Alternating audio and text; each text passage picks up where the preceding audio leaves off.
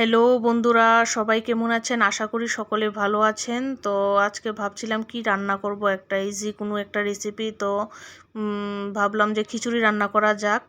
তো এইদিকে খিচুড়ির জন্য মুগ ডালগুলি ভালো করে বেজে ওইদিকে চাল ডাল সবগুলো ধুয়ে ফুটন্ত জলের মধ্যে দিয়ে দিলাম। এদিকে খিচুড়ির মধ্যে যা যা সবজি দেওয়ার সবগুলি দিয়ে দিয়েছি। এদিকে আদা কাঁচা লঙ্কা আমন্দিস্তায় কুটে নিয়েছি। এদিকে চালগুলি সিদ্ধ হওয়ার সঙ্গে সঙ্গে এদিকে সবজিগুলি দিয়ে দিয়েছি।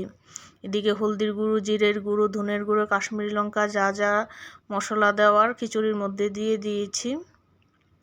তারপর আদা আর কাঁচা লঙ্কা যে ছেঁচানো পেস্টটা সেটাও দিয়ে দিলাম।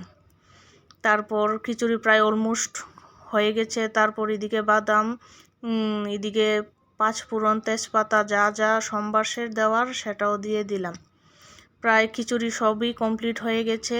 আমাদের তো শুধু খিচুড়ি রান্না করলে হয় না, ঘরের মহিলাদের আরও অনেক কিছু কাজ থাকে। তো খিচুড়ির সাথে আমি বেগুন ভাজা, তারপর বাঁধাকপি সেটাও রান্না করেছি।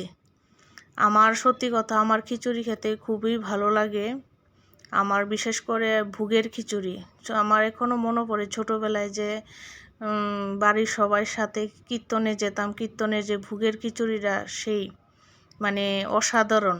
তো দেখেন এদিকে কথা বলতে বলতে আমার খিচুড়ি রান্না কমপ্লিট হয়ে গেছে। ভালো থাকেন সবাই, সুস্থ থাকেন, এটাই আশা করি।